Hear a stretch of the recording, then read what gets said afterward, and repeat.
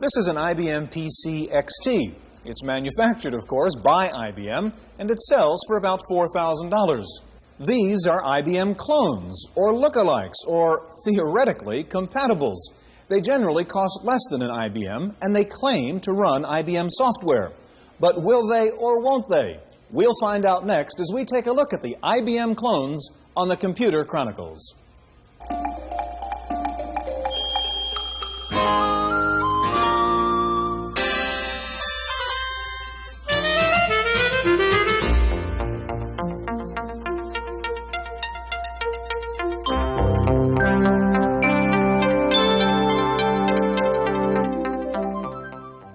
The Computer Chronicles is brought to you in part by McGraw-Hill, publishers of Popular Computing, the magazine that gives readers an understanding of the technology and applications of microcomputers and software in office, home, and classroom.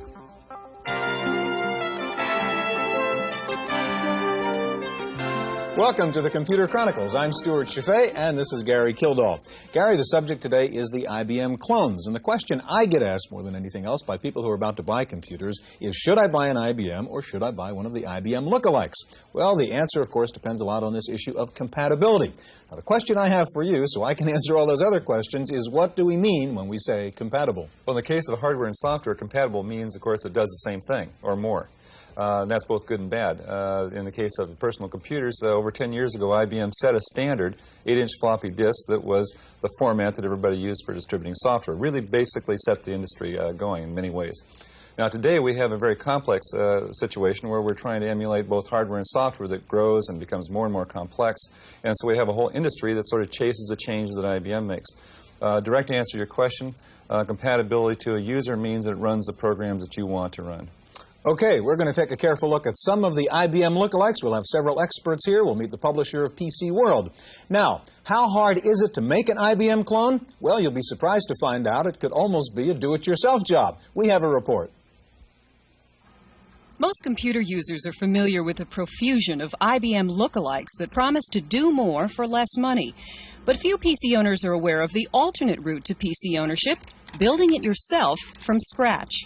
Despite the IBM logo prominently displayed on every PC case, very few parts come directly from IBM.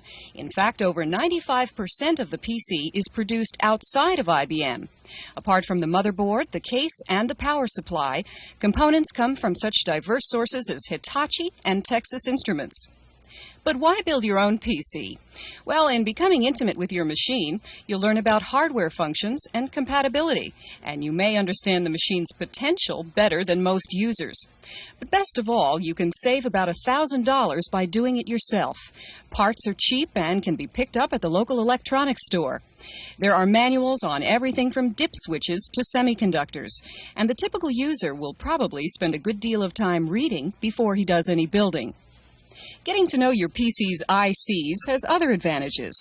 If you don't like some of the hardware, you can make your own improvements, like installing a faster chip or a better disk drive for less money. The open architecture design of the machine makes that possible. Should you build your own clone?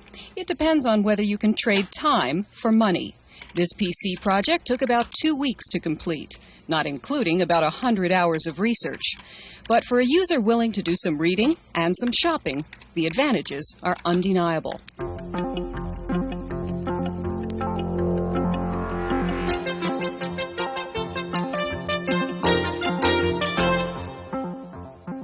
Okay, with us now is Ed Juge, Director of Market Planning for Tandy Radio Shack, and David Bunnell, publisher of PC World magazine, Macworld, and a couple other things. Gary? Ed, first question I have is IBM has set up a situation here much like the mainframe industry, where they've set standards and then other people follow along right behind them. One of the things in the last couple of years they've done is a very good job of taking a significant piece of the personal computer market. Now, if IBM sets the standards, then why would anyone buy other than IBM? Well, IBM has certainly set some standards to which a lot of software companies have written. The reason that we feel that we'll do well with the Tandy 1000, for example, which is our primary compatible, is that it offers a price-performance advantage that you don't have with IBM. It is compatible with the PC, but includes some graphics and sound enhancements that are normally available only on the PC Junior. Ed, now I've seen, I think, the 1000 advertised as the, quote, mirror image of an IBM PC.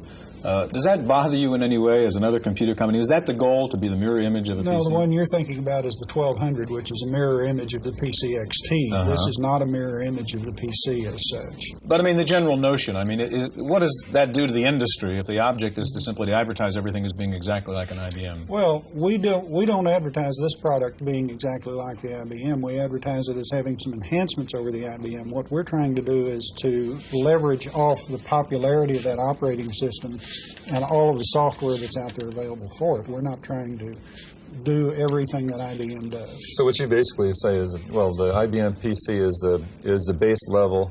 Now what we'll do is we'll enhance that by... We'll try to bring something else to the party. So, for example, something like a compact would offer, let's say, portability, where one of their, let's say, the XT would not, or something like that. David, from your perspective, is this good or bad for the industry, this obsession with IBM compatibility? Well, I wanted to make a point first, which is that a truly successful compatible machine usually offers something different than a PC. It's not a mirror image. The machines that have been mirror images have not been successful, so the compact has been successful. There's a lot of excitement about the Tandy 1000. The Data General 1, which is a briefcase portable, has created a lot of interest. So I think a compatible computer has to offer something special. But the important thing is to be able to run the same software base. Now, the question you raise is one that's being debated a lot in the industry, because if you have one standard and everyone adheres to it, it tends to inhibit creativity and innovation. And so I think that's true, that there is an element of that.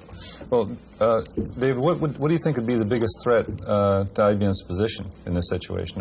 Can the clones actually take any significant market share? Are they doing that now? Well, I don't think that anything is really a threat to the IBM position, and I don't anticipate that they will begin to decline.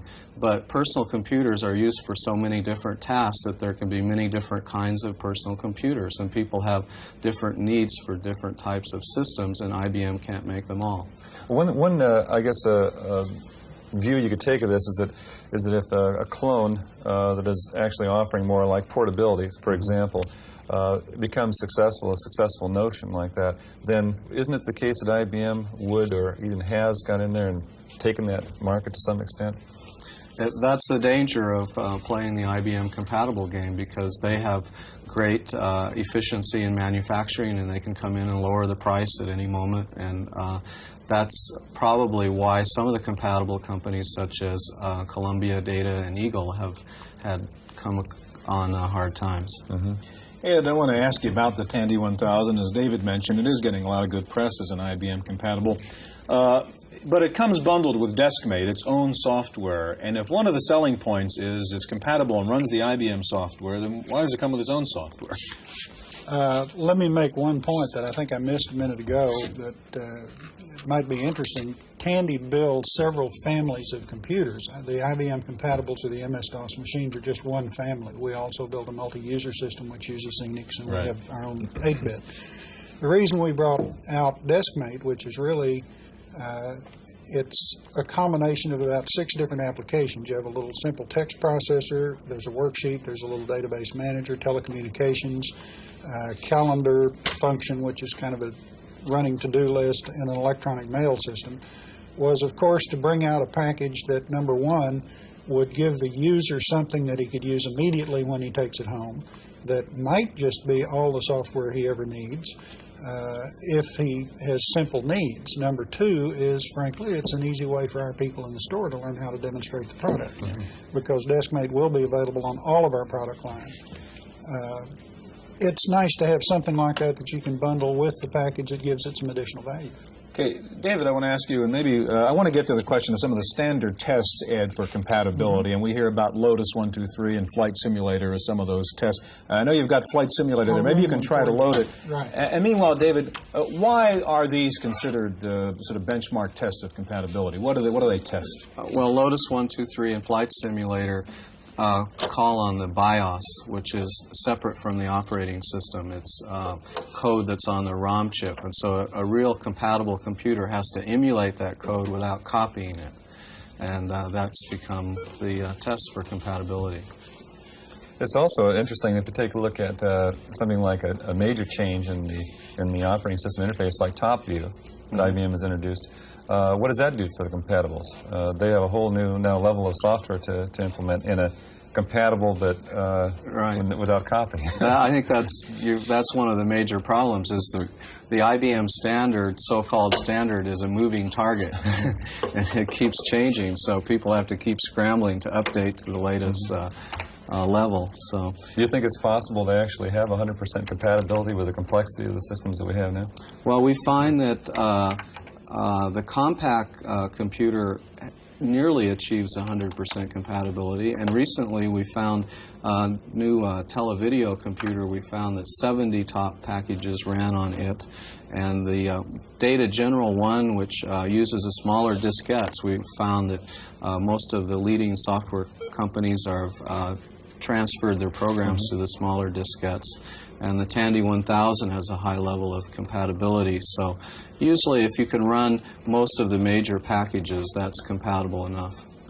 Well, lo and behold, Flight Simulator seems to be coming up on the Tandy 1000. Now, one last question, David. In terms of IBM, and as you mentioned before, nobody's really going to threaten them. We hear much about what they really think about this whole clone business. What do you think is the IBM strategy, or do they really care?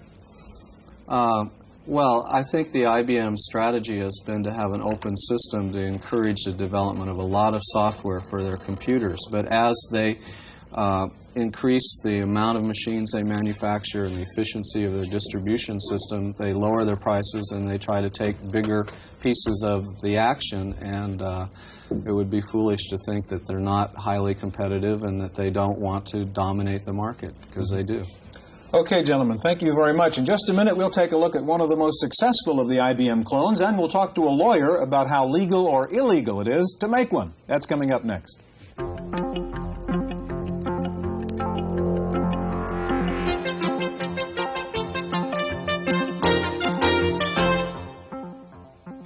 Okay, now joining us is Woody Liswood, a consultant, an author, and one of the editors of the Whole Earth Software Catalog, and David Grace. David is an attorney with the firm of Grace & Richards, and David specializes in computer law.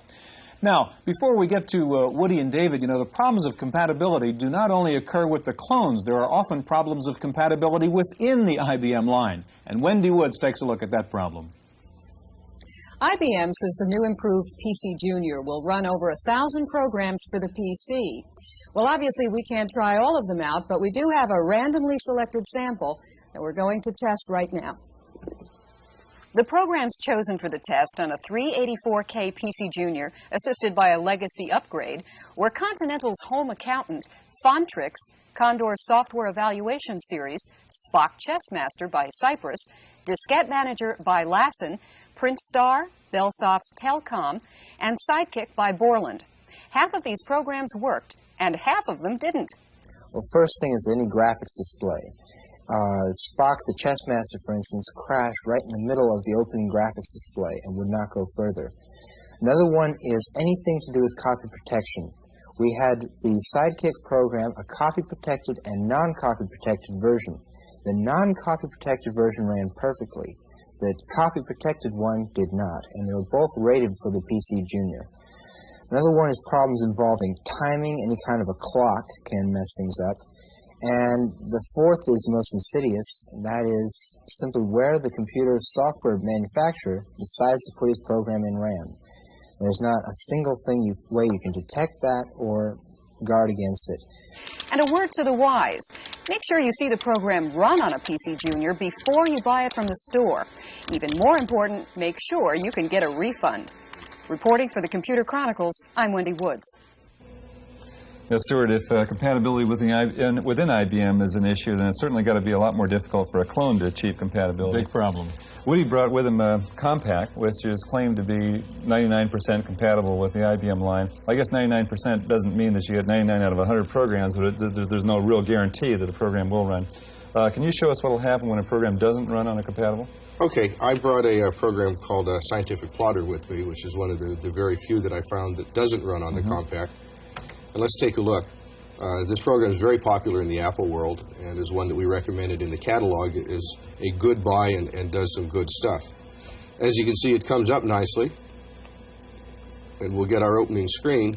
And right now the computer's jammed. No matter what you type, nothing is going to happen. Well, and this is go back to powering a machine down and restarting the computer system again. Does a user have any recourse at this point?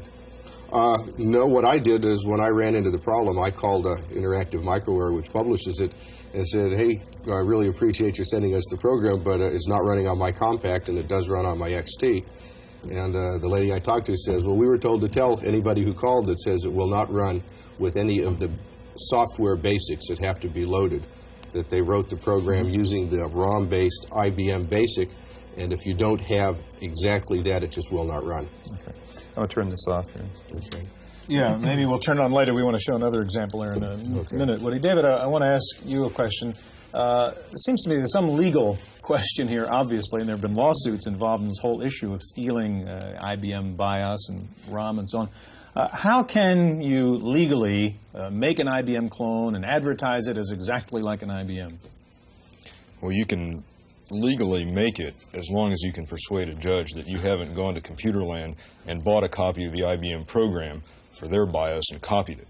So the way you have to do that is have one person prepare a specification of what the program's supposed to do and have another person who's never seen the IBM program write a program to do it. And if you can persuade the judge that the second fellow didn't copy from the IBM code, then I think you'll be pretty safe. Okay, but there were a couple of suits in which Eagle and others were sued for having done that. Why did they get sued? Well, we don't really know because they got sued and surrendered on the same day, so there wasn't much chance to find out what the merits of the case were, but you can pretty much figure that IBM had called them up on the phone before they filed their lawsuit, and those companies must have figured that they didn't have too strong a case, or they probably would have put up a fight, I think. Now, there's an interesting issue that's come up recently with the Mac, for example, that may be a similar situation in the PC world, and that's where Apple has received a patent on the process to go through the pull-down menu. Now, if patents like that are being approved, it may be the case that something like TopView, for example, the way the TopView interacts with a user may be patentable, seems. Now, wouldn't that cause some real problems? Well, Gary, I know that IBM intends to seek patent protection for TopView, but the law of patents with respect to software is so unsettled that it's really very difficult to say what the outcome is going to be, whereas the law with respect to copyright, because of another Apple suit against Franklin, has really achieved a much higher level of clarity. So in the patent world, the odds are much more open than they are in the copyright world. I guess the real question that I would have is basically if the whole clone industry has moved in a certain direction following IBM, and then there's a statement by IBM that we will now protect our user interface under copyrights or patents or whatever, what would that do to the whole clone industry? I think it's too difficult to say without looking at the particular program and the way in which it's protected. IBM took that position with respect to the PC BIOS, but I think that the PC BIOS has been successfully emulated in a legal way, and it's really pretty much a dead issue. That Tandy machine, for example, that Ed was showing in the previous segment, has a perfectly legal 100% compatible BIOS in it, and so far as we know, IBM hasn't made any complaints about it, nor have they about the compact.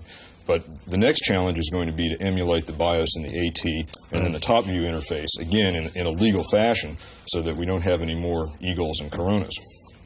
Now, we have so many. I think I'm told there's about 50 IBM clones out there on the market now, and some of them have died and are dying, and a couple like the compact and others are very successful. What's the difference, you think, between a clone that makes it and a clone that fails? Well, I think that's more a commercial question than a legal one. Obviously, if you have a copied BIOS, you're going to fail because IBM will pursue you in court. But once you're legal, then it's a question of whether you're a better computer, and that's not a legal question so much as it is a commercial one. Well, what do you have from a user's point of view? I looked at many of them before I decided on buying the compact, and I bought the compact because its reputation. It had been around, it had a larger installed base, and I could carry it. Some of the other transportable clones, even at 38 pounds, this is movable. Others of them were too big. Other things was more aesthetics, perhaps marketing, perhaps other intangibles, but it had the reputation of being the most compatible of the compatibles. I used to take a software product called GraphWriter with me to test the clones. It was a Pascal-based program, and the Compact was the only one that would run it. And that used to be the program I would use to test compatibility. And I figured that with an XT at work and with me buying one for home and my personal use, I had to be compatible between the two. And that seems to be the issue. One of the things I think that's actually will help let's say the clone industry will be is IBM's attempt to generalize a little bit from the specific hardware that they're producing now. For example, the VDI, which insulates application programs from the graphics. Previously, when you talked about working with an IBM machine, you had to have graphics that worked in a specific area. Now with the VDI, that gives you the independence to move to higher resolution and so forth, too. Woody, I think we have one other example. Maybe, Gary, if you could fire up the Compact again of a different kind of compatibility problem with regard to Sidekick. Maybe while it's warming up, you can explain what that problem is. Yeah, we're looking at is I get a lot of programs in because of the magazine, and there's a lot of windowing programs or what we call underlay programs that exist before you run your main application. Sidekick happens to be the most popular. As the Compact boots, you'll see Sidekick come up on the screen and load in, and then you'll see another program called Wonder, 1DIR, which is a directory manager for the hard disk. They both work relatively well together. However, they get in the way of other programs when they want to run. I'll give you an example of one which we can't see, and then show you an example of one which we can. So this is really just the tip of the iceberg, isn't it? Because when we get into something like TopView again, where you're talking about multitasking and networking, absolutely, these programs are all designed to run on single-user, simple systems where they took over the whole computer. And now when you get in there in a situation where one program is running in a multitasking world with another, and they start to access the screen at the same time, then the whole issue becomes more difficult. Could you take us through it right now? We have just a little bit of time. Sidekick has just come up. Wonder has just come up. Sidekick, for example, will, I'm going to run SuperCalc 3. I want you to watch the screen. SuperCalc 3 is an unprotected program, very good on graphics. Did you see the message? With Sidekick in there, it is not able to find itself, and it gives me an error message that says, I don't know where I am. Would you please tell me where I am? So this is program incompatibility, not incompatibility. Yeah, I call it kind of software incompatibility, but everybody's trying to use the same memory at the same time and just louses it up for everybody. And to be fair, you have the same problem when you try to run this on your IBM XT. Yeah, this is not a hardware compatibility problem. It happened to me on both. Okay, well, we're out of time for this part of the program, gentlemen. Thank you. Now, the reason we're talking about IBM clones on this whole show is because of the power of IBM and almost a mythology around the power of Big Blue. Well, commentator Paul Schindler has some thoughts on that. Oh, excuse me, I was just completing my morning devotional. I realize my rendition of the IBM corporate logo is rather poor, but my plaster of Paris busts of IBM chairman John Opel and IBM PC guru Phil Estridge are in the shop being repaired. Actually, I think the idea of worshiping IBM would be kind of amusing. After all, the PC clone makers have been doing it for years. Frankly, I don't like it. I think personal computing is just another market that IBM has set the standard for, not because it had a superior product, but simply because it was IBM. I admit the PC market was in turmoil and ferment before IBM entered it, and that was rough on users. But that turmoil had an advantage. There were a lot of people trying to give everybody more computer for less money. IBM just waited and watched while a lot of other companies, notably Apple Computer, defined the personal computing market. Then IBM came in and used its traditional relationship with DP people to suggest to them they should buy IBM and nothing else. The result? With the exception of Apple Computer, all of the non-clone PC makers are dying on the vine. I don't own a clone. I don't even own an IBM PC. And I don't think I ever will, because I want to encourage innovation, and I think you should too. In fact, we should all root for the non-clone PC makers to be successful. That's my opinion. I'm Paul Schindler.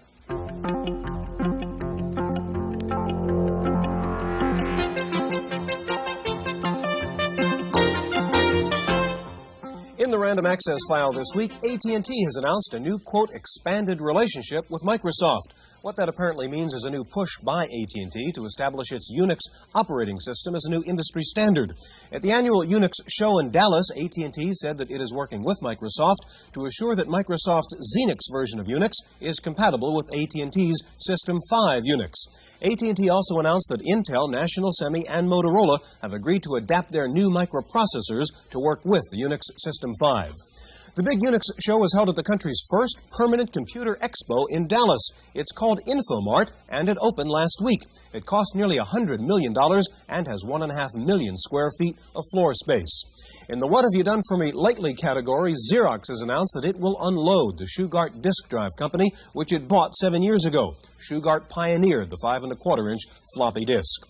The stakes are getting higher in the software piracy battle. Forget the young hackers. MicroPro has just sued Giant American Brands Incorporated, claiming that it illegally copied WordStar and other MicroPro programs.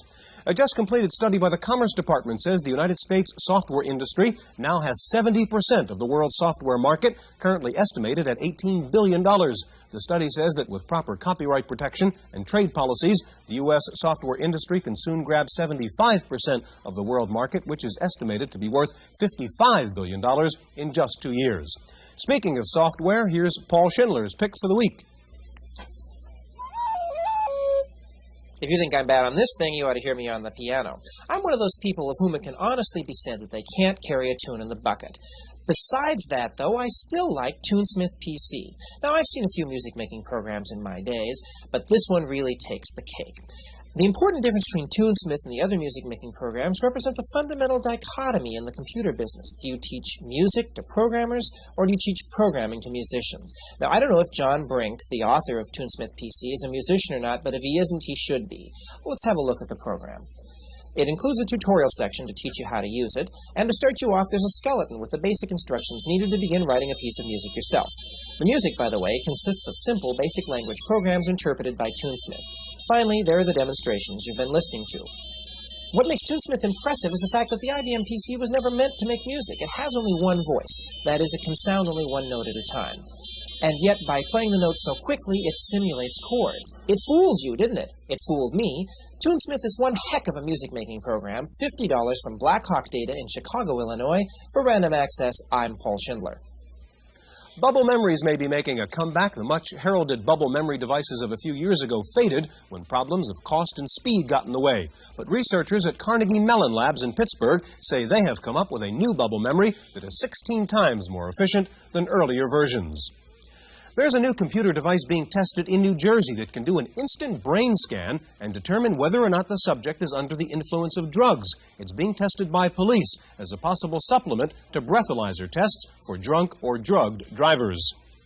Apple has unveiled its new Macintosh Office. The new products include the $7,000 laser printer, which is IBM compatible, and the Apple Talk Personal Network, which will link up Macs and MS-DOS machines at a very low cost. The much-touted and promoted Apple's Super Bowl commercial hit with about the force of the Miami offense. Great hype, but generally considered to be a letdown after the stunning 1984 commercial of last year. There was a mystery in Fayetteville, North Carolina last week. The phone company recorded hundreds of phone calls being made in the middle of the night from a building which was totally unoccupied. How come? Turns out the Coke machines in the building are programmed to automatically call a computer at the local distributor when the machines are empty.